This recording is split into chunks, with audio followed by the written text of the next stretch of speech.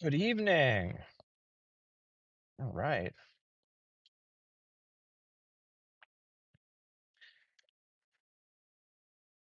Coming up on 6:30 p.m. here on the West Coast. Coming at you again from beautiful Southern California.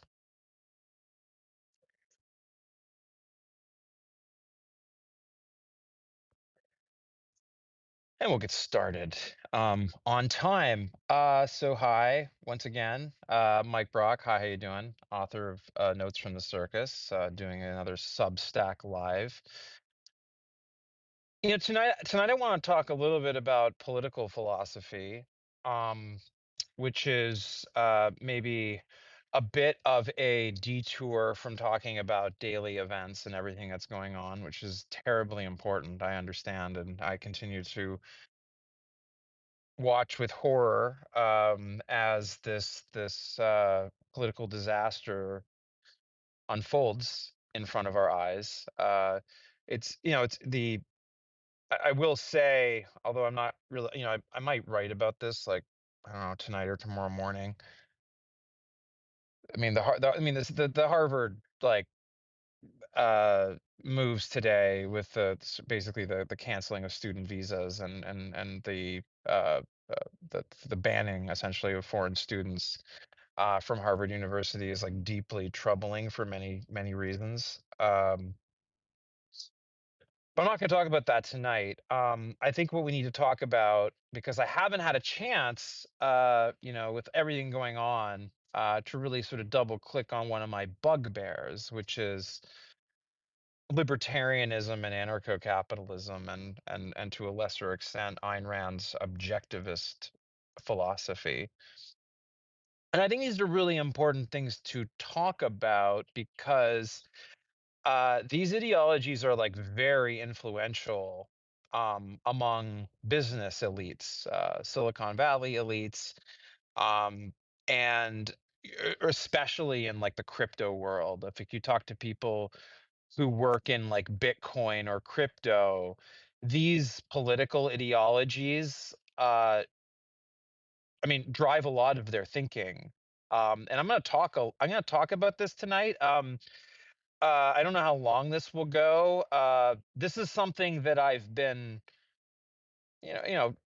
thinking about or talking about actually for the better part of like 20 years, actually. I mean, if you can believe it or not, I mean, probably wondering like, how do I know all this stuff about like, political philosophy? Well, I mean, I've been like moonlighting, right, as like a kind of like a bit of a, you know, armchair intellectual for like most of my life in one form or another. And I was like deeply enmeshed in libertarian movement politics like 20 plus years ago. I still have friends from that era of my life, and so like I know these people. I'm familiar with sort of the intellectual history, and I can look at it because I was sort of on the inside, former libertarian.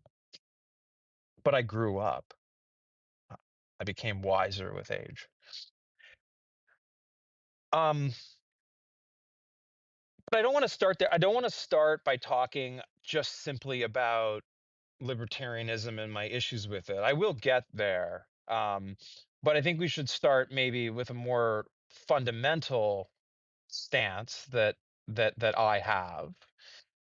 It's central actually to my philosophical project at Notes from the Circus. This idea that this sort of this battle between emotion and reason, that we sort of always contend with in human affairs, and I think is embodied sort of structurally, right, and sort of like the very nature of like knowledge and truth itself, right, in Hume's guillotine, the is ought distinction. We'll talk a little bit about that. Um, and how like this the you know these ideas about like what reason is for and like what can be known about like truth and moral and ethical truths, as well as like descriptive facts about the world, all these things. Actually, these are actually like really important concepts that allow us to sort of really look at um these ideologies and tease them apart, and see what's kind of really going on in the psychology of people who advance these notions that lead to, you know, intuitively grotesque conclusions, I think, and we'll talk about that as well. Um, uh, if let's just, I guess, get into it.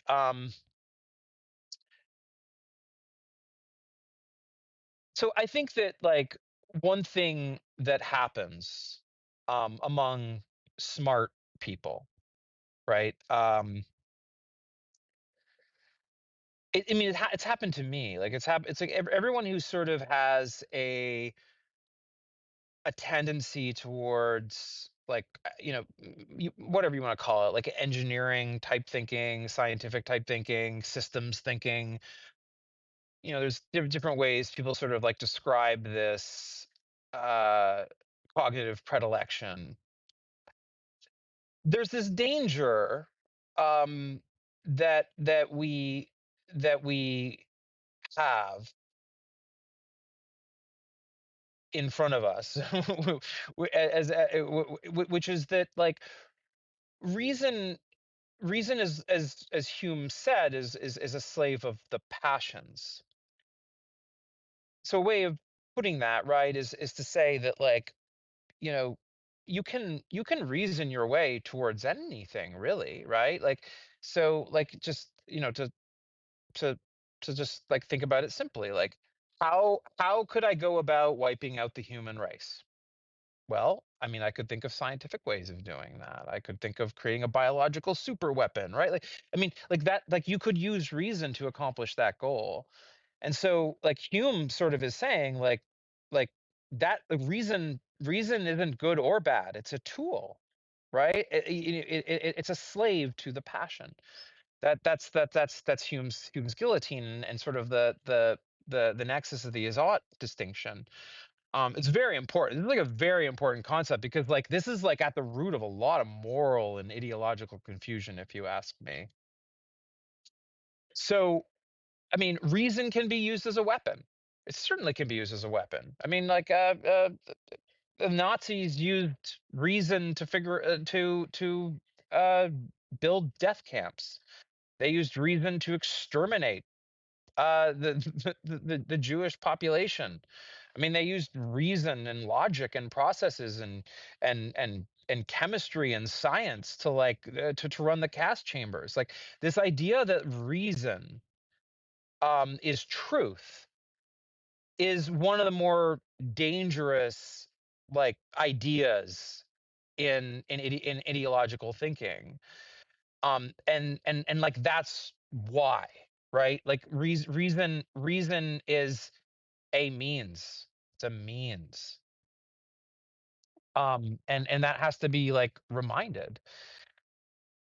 Which brings us to, you know, the this this libertarian anarcho-capitalist, like, intersection. Like, one of the things that's, like, that's all that I see, including in myself as, like, a younger libertarian, is this belief in the power of, like, reason and logic as sort of like the sort of the great revealer, to to, like, to borrow from my own, myth of poetry. um is this, like, really seductive idea that essentially logic and science and economics alone are all we need for prosperity, for the good life. This is essentially, like, the error at the center of, like, libertarian logic, at least from my perspective. But I'm actually going to argue that it's a little bit darker than that. So so, like, rationalism uh s- is dangerous when taken to an extreme. That was David Hume's point, right? I mean, he was criticizing the, like, reasons as an end in the age of reason. And his Humean skepticism is, like, ultimately what gave birth to sort of modern empiricism. So this was an important insight. This was an important insight. um, and relevant to like talking about ideology. So, um, when so the danger here, right? And like the way to sort of like frame it like philosophically, like once we've sort of established like yes, we can use reason and logic towards incredibly immoral destructive ends, like we can understand this, right? um like the Nazis had brilliant scientists. They built the V2 rockets, right? I mean, this is like reason can be wielded by evil. This is like well understood. um and so any kind of claim, any sort of ideological system that tries to argue that all ethical and moral conclusions are reasonably deducible, which most natural rights libertarian political theory does, and anarcho-capitalism certainly does with its praxeology, and we'll talk more about that later. Um, is is like it's immediately suspect. It's ethically suspect because like there's some interface of human interest that is probably getting missed just by intuitively looking at it, right? And that from that sort of like epistemic vantage point. So the danger that I like for that I would summarize with these ideologies that sort of try to ground themselves in these axiomatic like laws, natural laws, and then try to deduce ethical ethical systems and political arrangements through pure reason against those axioms is is built on the error that those axioms must embed some what I'm going to use a philosopher word here, normative assumption, right? Like, which essentially means like we could another a passion, something that people ostensibly should care about, is stuck somewhere in that axiom. And this is once again the is ought distinction that David Hume talks about, is guillotine. And so if you believe, as I do, that this is a real like epistemic horizon, like there is no way to deduce a moral or ethical truth from a descriptive fact, is another way of saying it. Like I believe that to be true. If I believe that to be true, then which I do, and I see no evidence to the contrary that it is true, although people make these, that there are various attempts made, like people who have deep fears of moral relativism. Um, I mean, that's like a whole other like discussion. I don't want to go too deep there, but we are in philosophy land right now, anyway. So uh, maybe I should talk about it. But I also want to cover this libertarian anarcho-capitalist thing. That was like was planning on doing. I'm always when I go into these like intellectual cul-de-sacs, I always risk distracting myself and talking about some other interesting subtopic. But we'll talk about all these things. We have many days, weeks, and months and years of chaos ahead of us to talk ideas. Um, so if you believe that, as I do, then the conclusion is that like that reason becomes a weapon, essentially a weapon in service of those beliefs, those normative uh values, that sit behind those starting axioms. And here is where I think the reality of this sort of like libertarian anarcho-capitalist natural law formulation just collapses into something which just tends towards like feudalism, oligarchy, which is exactly what we see. And it's like the like actual like logical conclusion, if you assume Hume's guillotine is sort of like an unbreachable epistemic sort of condition that we're in, and that all of the other assumptions of like libertarian and anarcho-capitalist thinking hold true, that like that those kinds of people who would subscribe to those ideals would end up acting like people like Elon Musk or Peter Thiel. Like, I mean, like it act there's and I'm not, this isn't like new. Like I wrote, and other people have also like commentated on this libertarian to fascist pipeline concept, which is like kind of what I'm sort of showing you and giving you the contours of right now. Which is a kind of a weird thing to wrap your head around, because especially if you consider yourself libertarian or libertarian leaning, to hear someone say like libertarian to fascist pipeline, how could that happen? Like, I believe in human freedom. I believe in the non-aggression principle. It's like it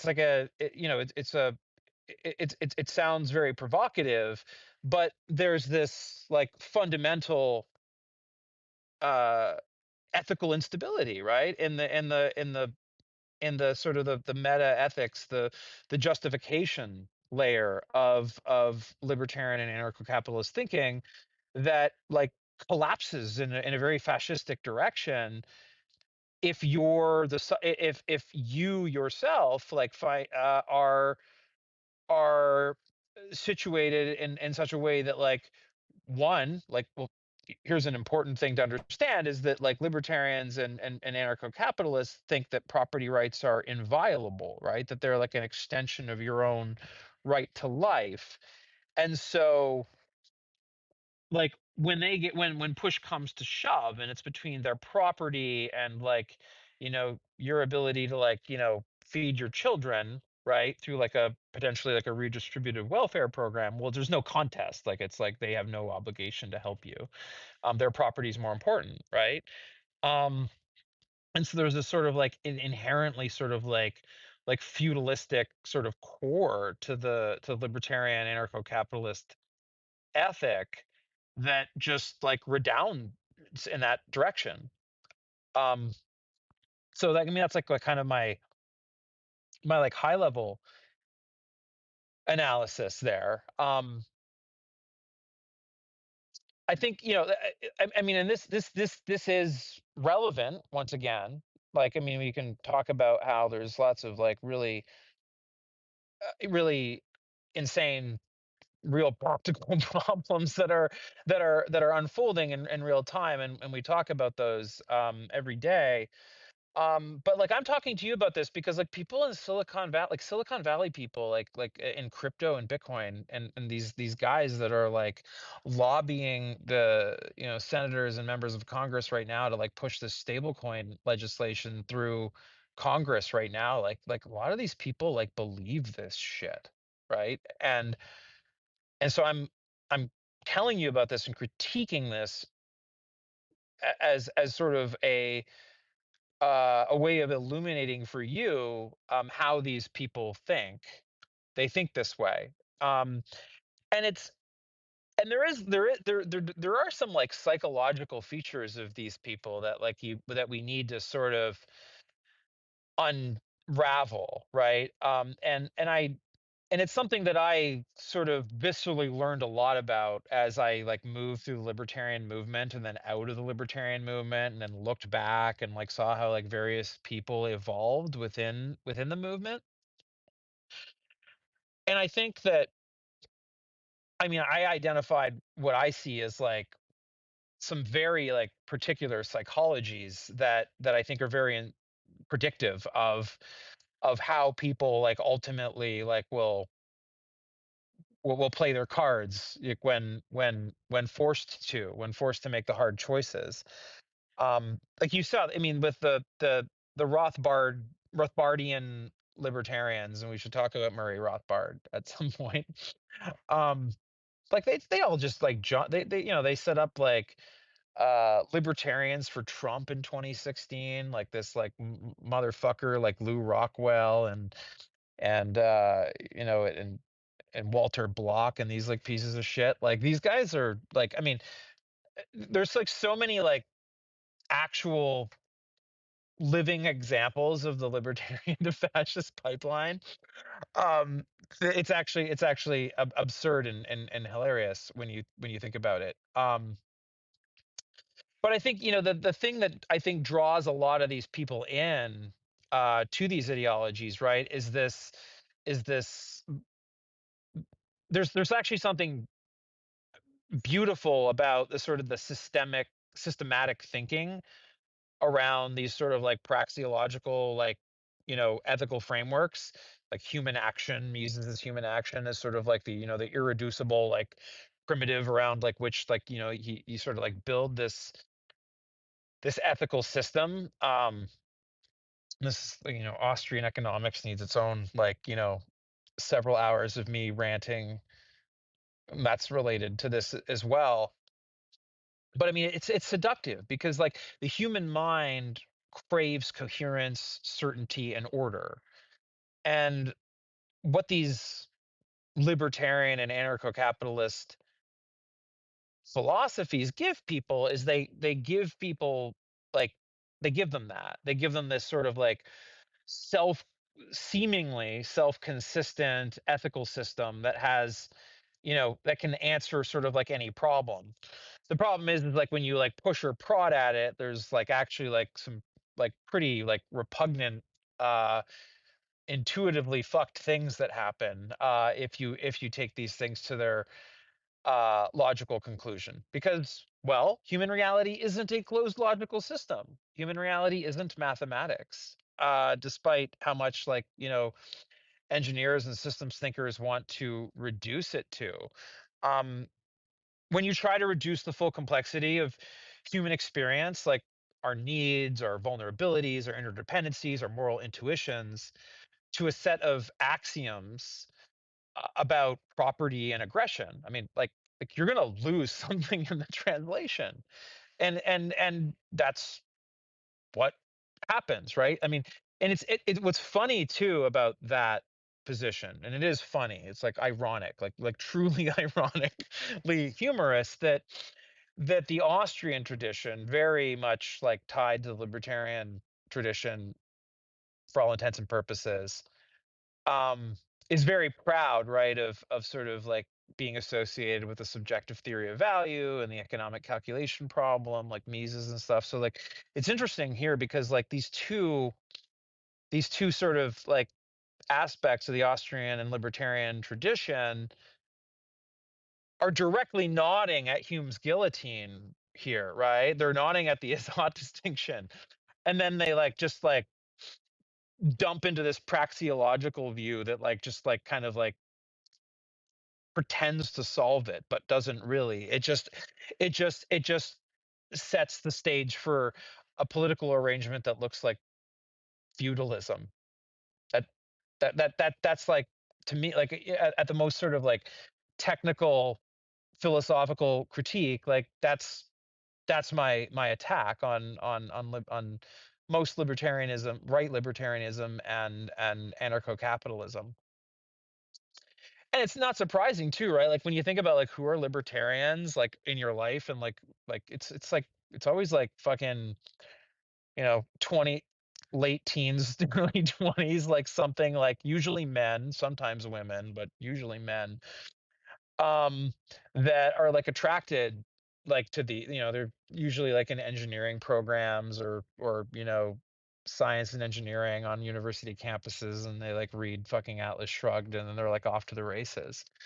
And they're like, they're sort of the way that they're used to sort of viewing the world, right, the thing that they're comfortable with, right, their scientific engineering mind is like, is very easily seduced by this, like, by this sort of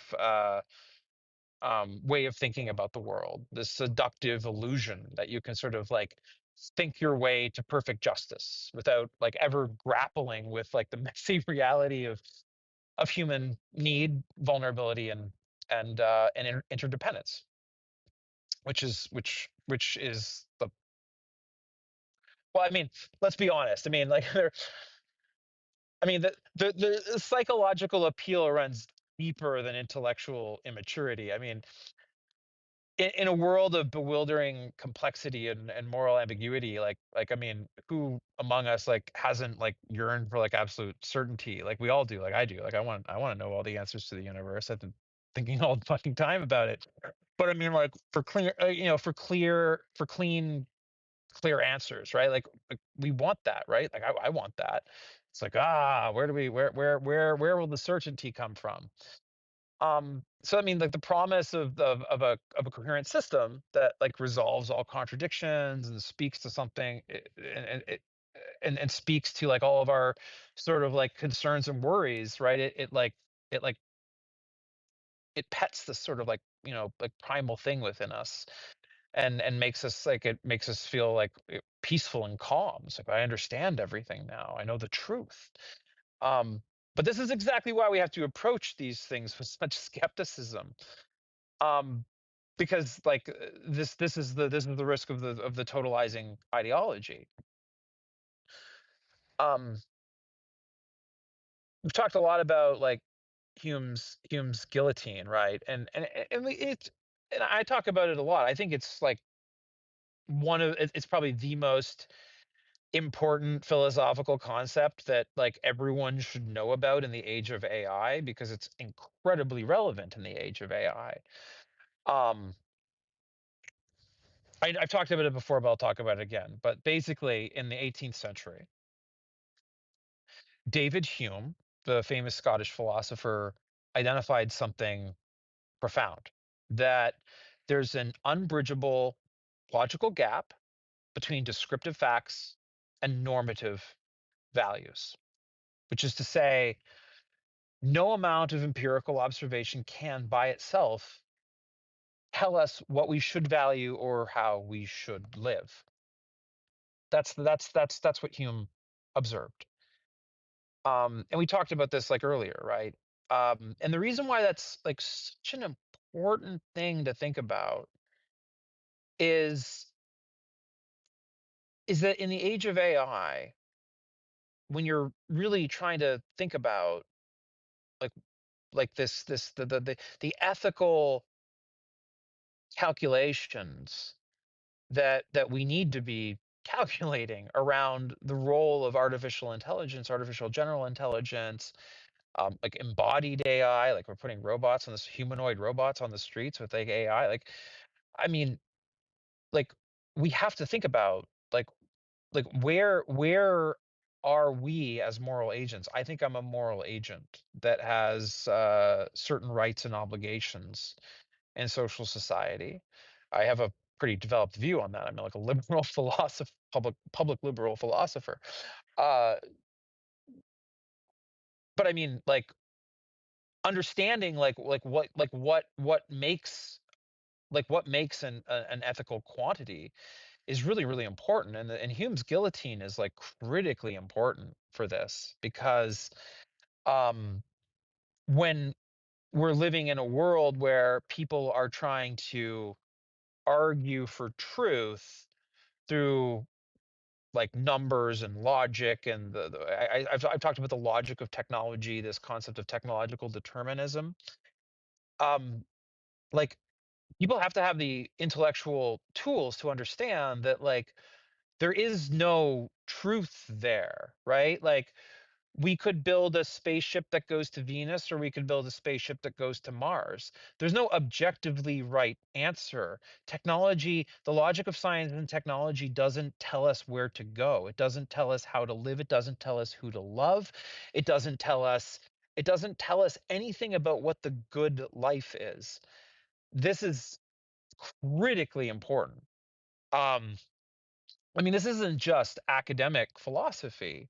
I mean, it has mostly just been academic philosophy, but I'm like passionate about the fact that like more people need to sort of understand these things in their daily life, because we're now being forced to confront something against our will. Like I mean, are any of you choosing to live in a world of AI overlords? I'm not. I don't want to live in that world.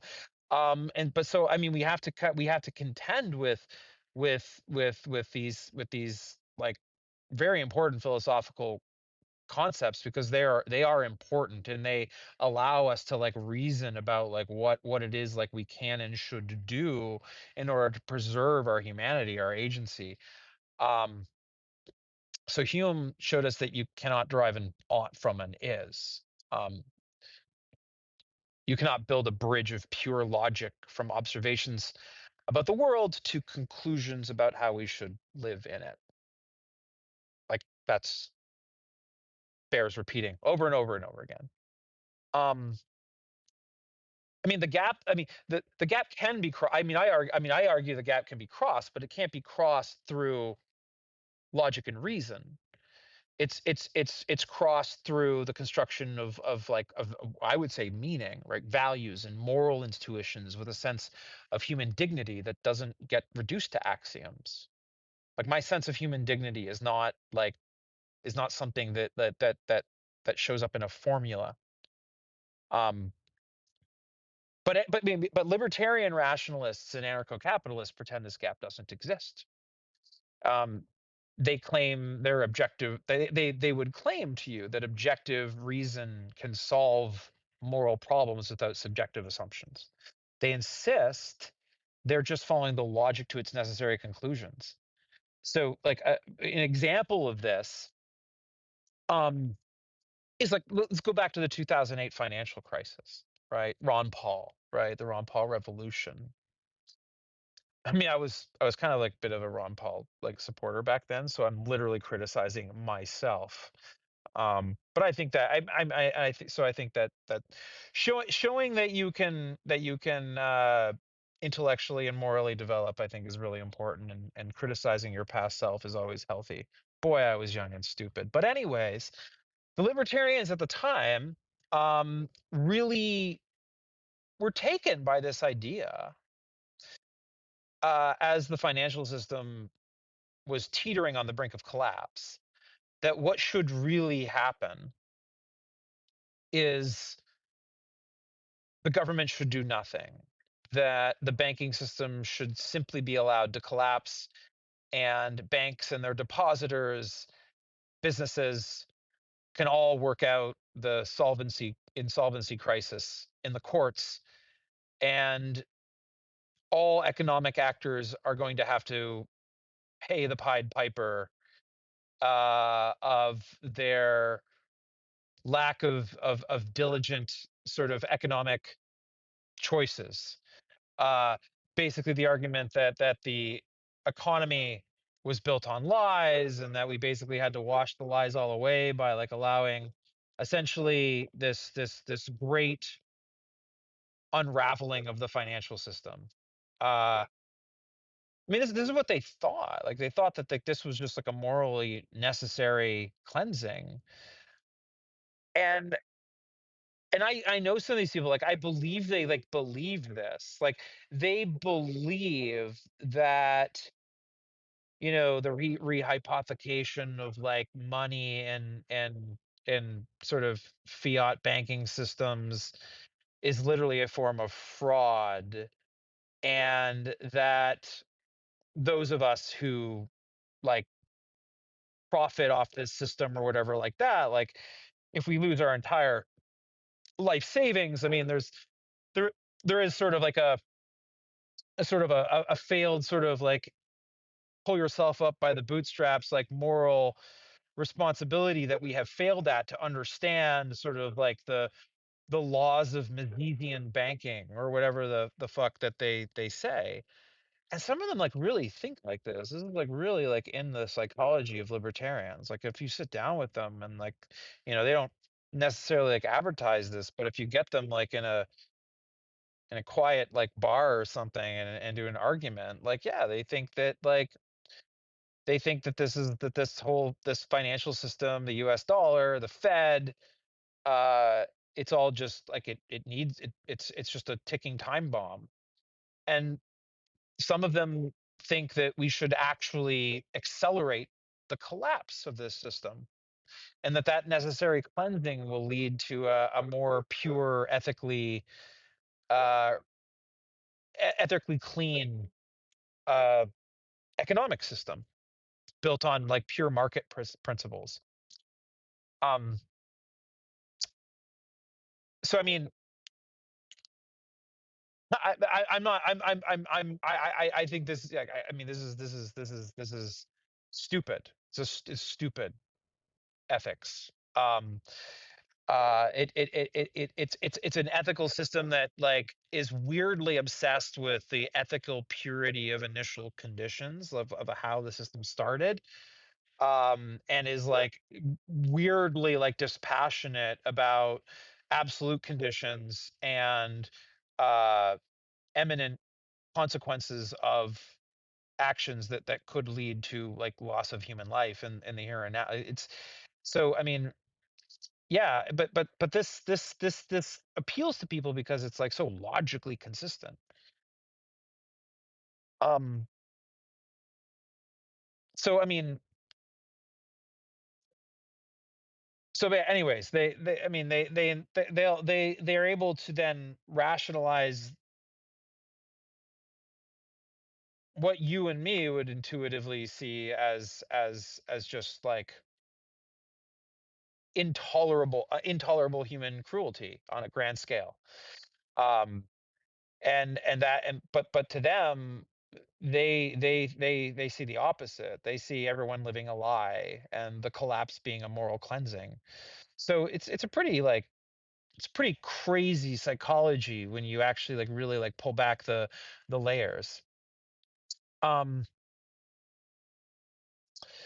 so that's how I mean other I mean other this is how intelligent people like arrive at these conclusions that are morally monstrous. And most of the time like you're just kind of stuck in cognitive dissonance when you sort of get into arguments with people who are really committed to these ideas. They'll use I mean the main argument that they'll push back with is like, well, that's not likely to happen. That's not a likely outcome. Like, why are we talking about things that are distant possibilities? Which is pretty suspicious for an ethical system that claims to be self-consistent. It shouldn't have like intuitively like repugnant like outcomes, but that's just me. I mean, um, so I mean, but I mean, yeah, I mean that's their ethical system taken to its logical conclusion says that all human interactions must be voluntary market exchanges, and so consequently, those unable to offer valuable market exchanges deserve whatever fate befalls them. That's the anarcho-capitalist sort of like hyper like libertarian view. Um, so I mean, I think, look, I mean, I think that I mean, I just think that like we have to be honest and say that like for the most part, libertarianism as like as a political philosophy is it's understandable that like teenagers and people in their early 20s um could find themselves like exploring it. I think by the time you're like 30, like if you still think that makes sense, then it's like a sign that you haven't like intellectually or like morally developed sufficient enough to contribute meaningfully to the maintenance of civilization. And we should talk about Murray Rothbard though as well. I mean, I mentioned Murray Rothbard. Um, he's one of the intellectual founders of anarcho-capitalism, and he argued explicitly in the Ethics of Liberty, explicitly that parents should have no legal obligation to feed their children.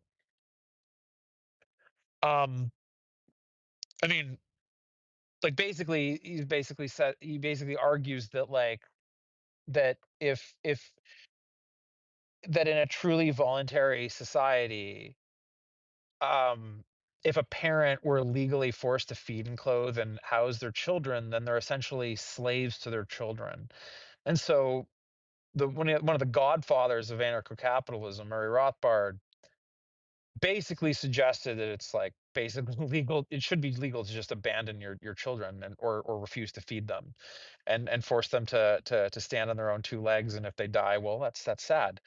Um, so I mean, in Rothbard's perfectly logical like system, this praxeological system that like the Peter Thiels of the world like subscribe to, or the Mark Andreessens, like a parent could watch their infant starve to death in a crib, and the state would have no right to intervene because doing so would violate the parent's absolute property rights. If nobody voluntarily offers charity, the child simply dies. This isn't like a mischaracterization or like a slippery slope argument. It's like the explicit position Rothbard defends as a logical extension of his principles, right? Like, I mean, even like other like libertarians, well, I mean, Robert Nozick is probably like, the only like respectable libertarian philosopher, and he was like fucking like outraged by this. So I mean, so libertarianism and anarcho-capitalism like are they're cognitively unstable. We should talk about Rothbard's modern contemporary too. This Hans Hermann Hoppe. Um, I mean, I referenced him in actually quite a bit in my piece, "The Plot Against America." If you haven't read "The Plot Against America," by the way, that was like the longest piece I ever wrote, and it's about actually it's related to a lot of what I'm talking about. Um, and I wrote about the intellectual history of these people. So, um, I mean, Pape, I mean, concluded that in a truly free society, antisocial people would have to be physically removed to maintain order, right? For as an example of like how, um, and like there are people like that view this guy as like libertarian, right? Like in this propertarian sense, but he like talks in like crazy. I mean, he supports monarchy as well. I mean, he's kind of like Curtis Yarvin adjacent. Um, but anyways,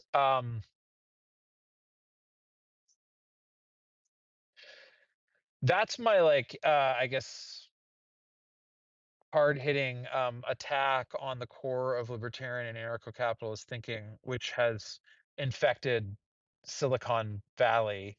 Um, Many of my friends too, like I've had like friends who have been completely captured by these ideologies. And I've like tried to like steer them away, but they're just like there's just something about like engineers and like scientifically minded people that like can get like really captured by these ideologies. Um, I mean, you see, I mean, y- I mean, I, I've lost like quite a few friends actually, like to this kind of ideological drift, and it's crazy. Um, I mean, to kind of like move, I guess, like to like the sort of the my sort of like position, right? Like in sort of as maybe moving away from like direct critique and towards sort of like my sort of like positive stance. Well, actually, let me say a few more things before I do that.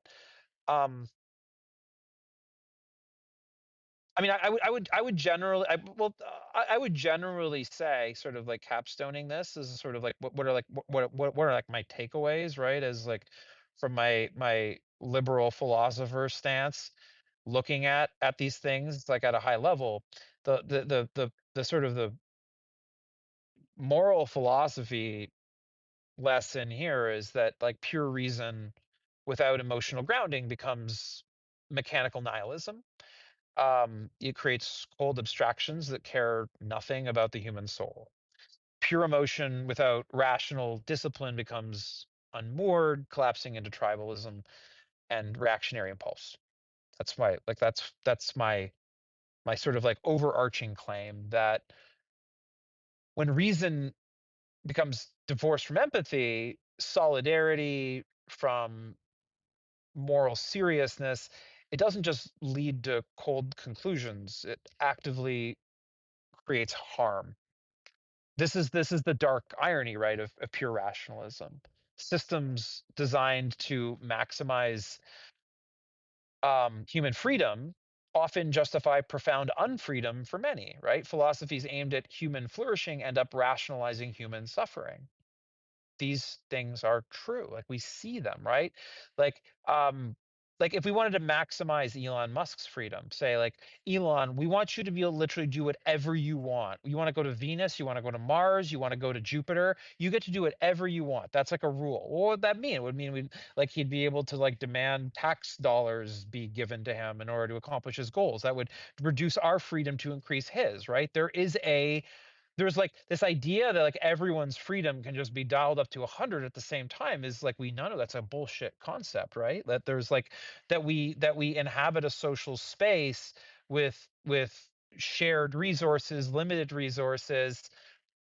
Many of us have different levels of resources, and and literally have different levels of freedom. We understand this, and our goal, right, is to maximize everyone's freedom.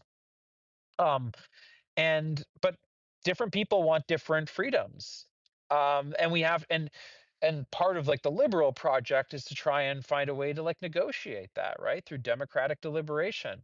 Let's bring people together, and let's elect politicians that represent people's interests, and let's debate all the different types of freedoms people want, right, and pass laws and create programs and like, and do what we need to do in order to like maximize those freedoms. That's like the liberal project.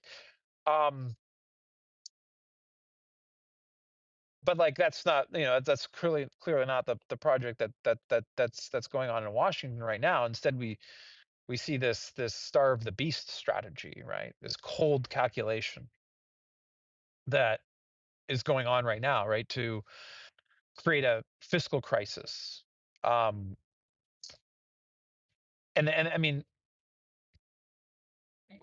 this comes out of libertarianism, right? Like the fucking Kochs and Grover Norquist, right? Like this whole starve the beast, this libertarian sort of project of creative destruction in Washington, which the Republican Party is a uh practitioner of. I mean, this like here's like the fucking reality. Like I wrote about this, like I wrote about this in my recent essay, but it does need to be said. Like, I mean, these Republicans understand. If you talk to them in private, they understand that there is going to be a sovereign debt crisis in the United States. It's obvious. When you look at the payments on interest, the revenue coming in to the federal government, and the like current like state of future obligations and social security and all these things, that the government's going to run out of money and run out of borrowers at some point. We can debate when that is, whether it's like 3 months from now or 3 years from now, but the bond markets are getting worried, and the cost of borrowing for the U.S. government is going up as investors are getting more worried, and they're doing that at a time when they're reducing taxes and reducing without any like real reductions in spending.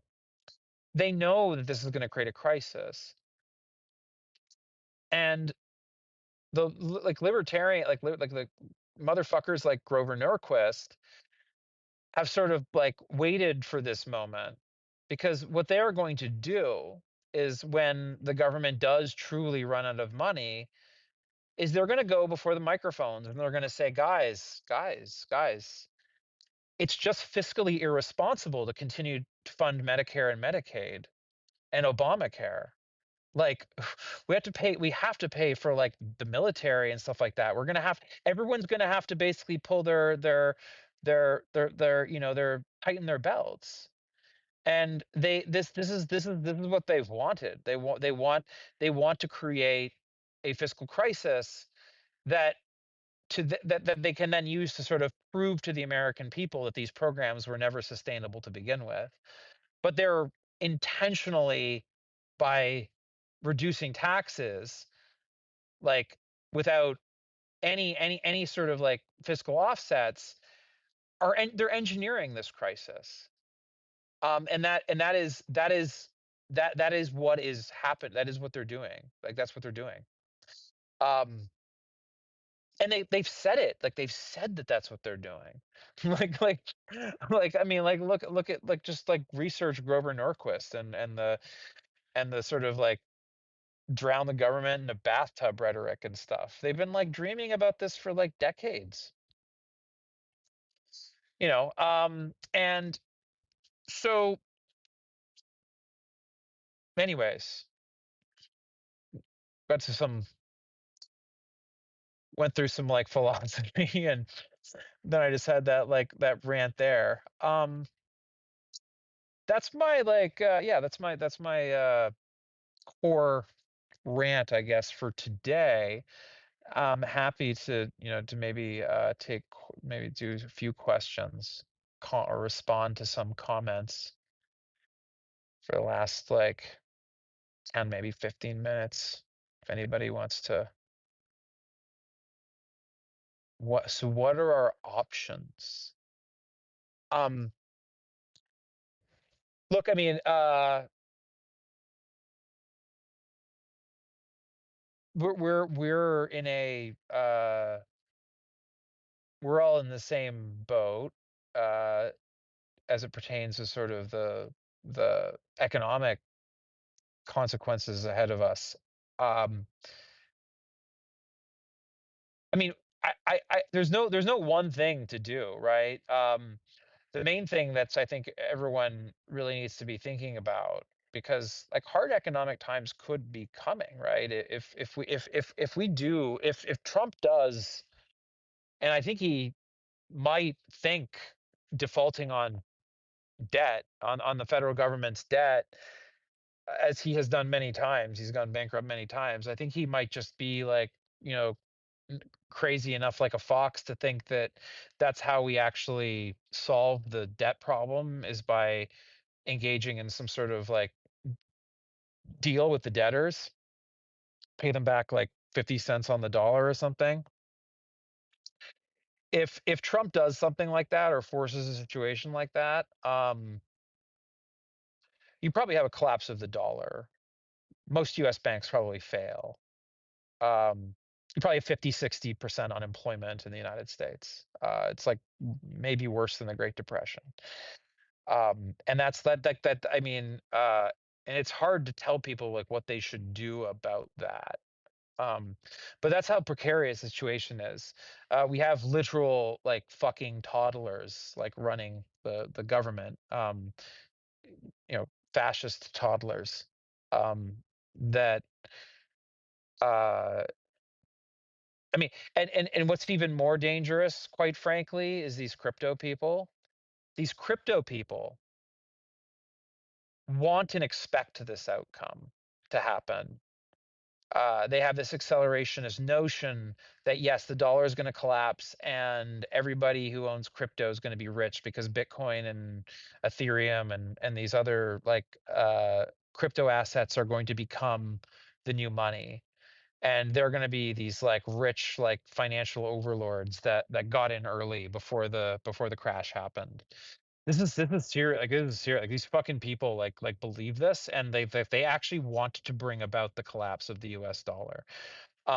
They're real. Like they're real people. Like you can just see, I mean, you're gonna like find them. They're on like X, like talking about Bitcoin, like hyper Bitcoinization and the collapse of the dollar.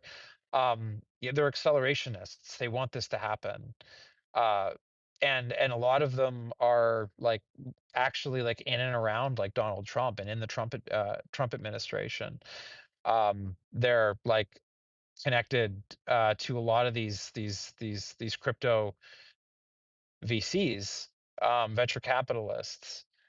And this is like, I mean it's actually like deadly serious.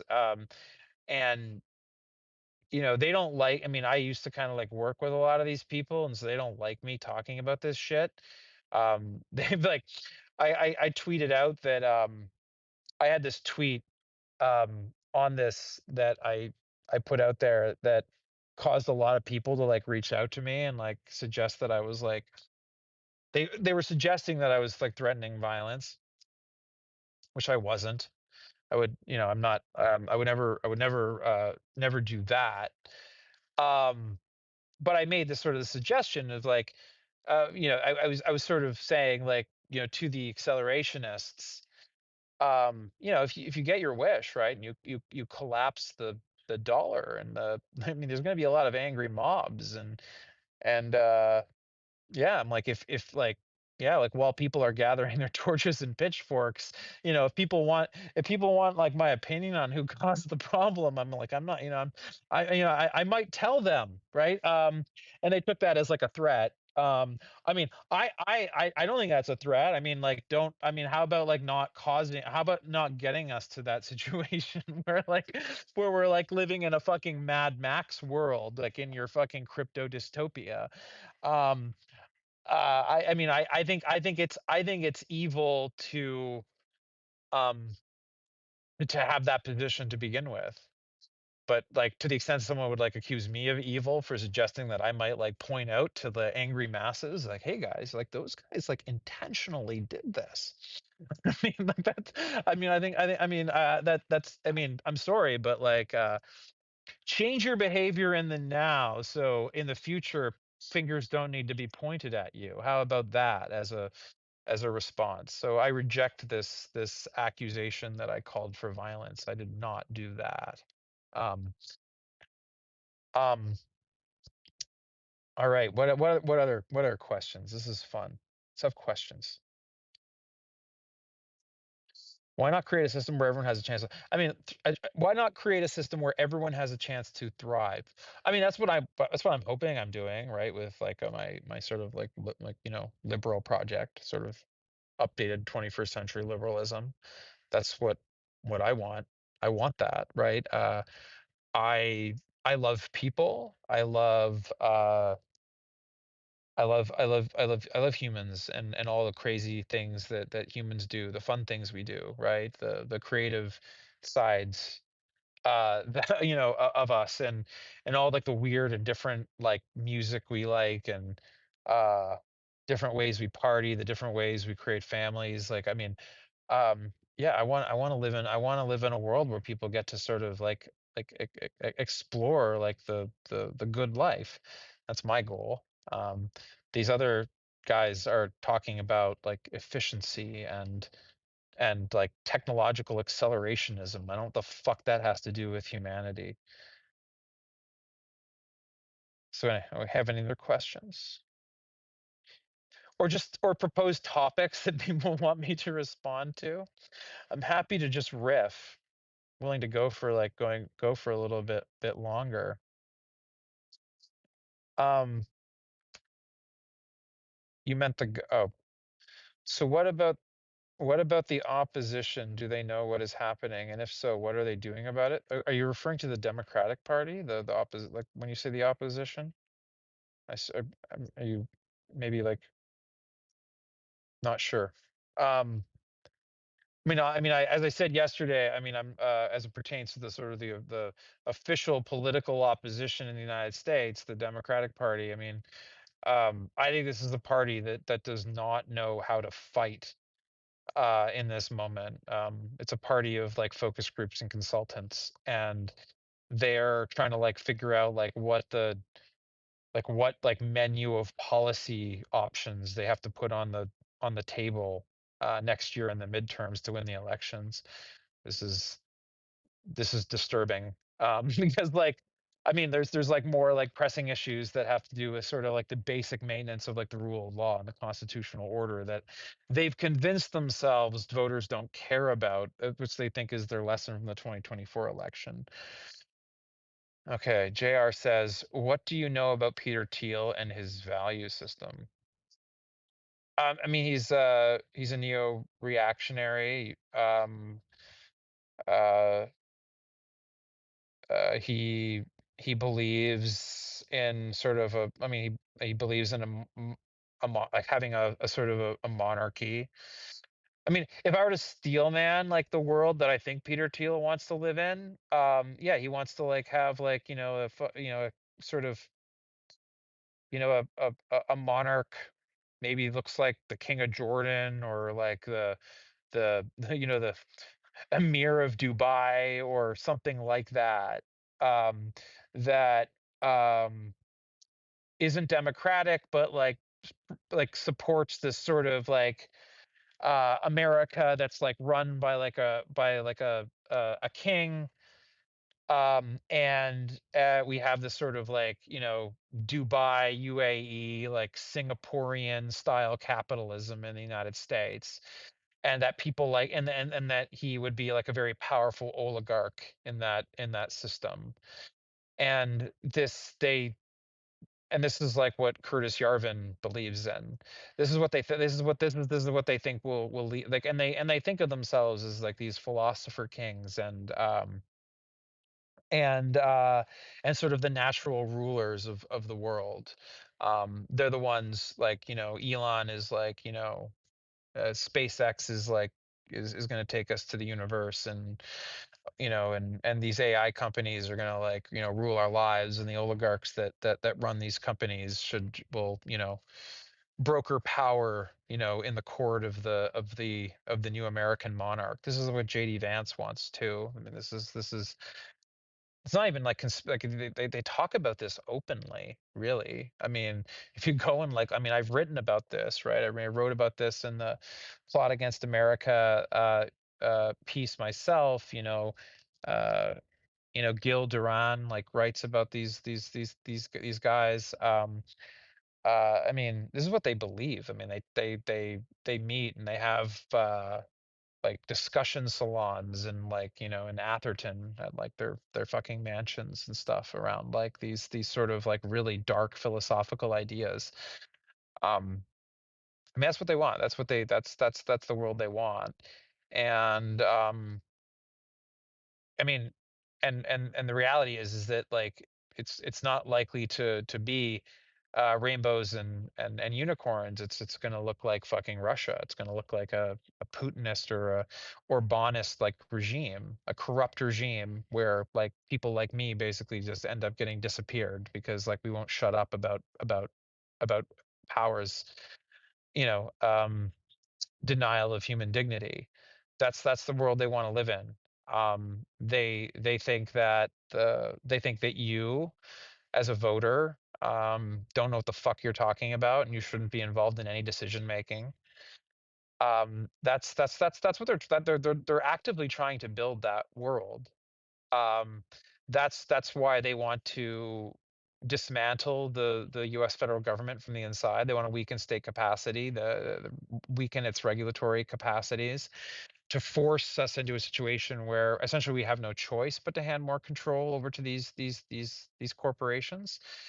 Uh, and the thing is like, I'm not anti-capitalist myself. I'm a liberal, but like I don't recognize this as capitalism. This is oligarchy, right? This is a bunch of people who've turned economic power into political power, and we absolutely should not allow that to happen. Like we need, like, we are going to need, assuming we win this country back, major antitrust action, trust busting, like massive, like regulatory changes.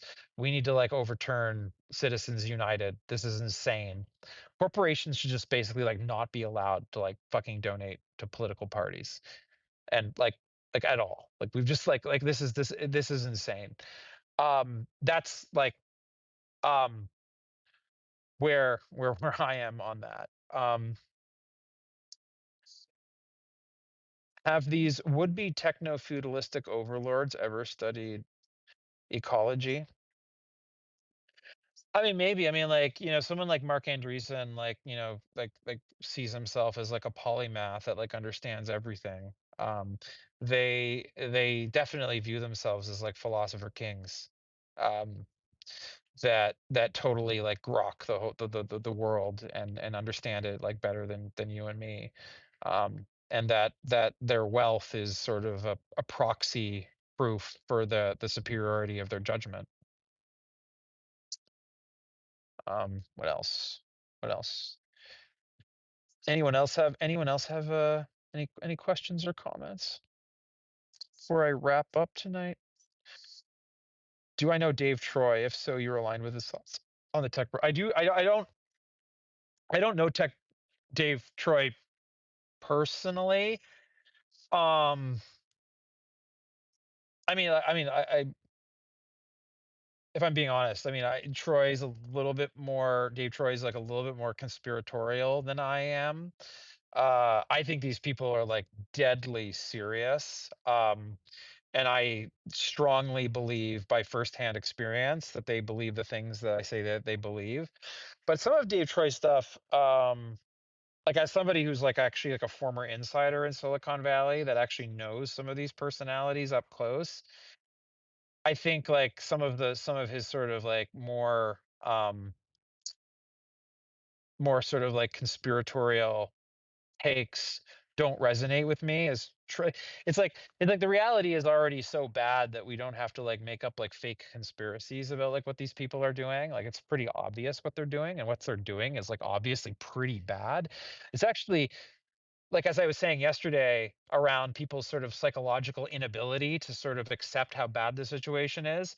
um like like forget what we don't see that's happening right behind the closed doors, like what we can see like publicly with current available reporting, what's going on, what happened with Harvard, the Cato report on the 50 individuals in CCOT and El Salvador that appear to have broken no immigration laws whatsoever, yet are serving life sentences in a Central American gulag. Like there's enough like to just like sit back and go like this is a fascist takeover, right? Without having to sort of like rely on sort of like highly speculative like conspiratorial thinking. um so yeah, I mean, it's my like kind of critique of Mr. Troy. Sorry if you see this and you disagree, but happy to have a Substack live and hash it out if the opportunity presents. So anyways, that's my Substack live for tonight. I hope everyone had a good time. Try to keep doing this consistently. And we'll see what we talk about tomorrow. Thanks everyone. Bye bye.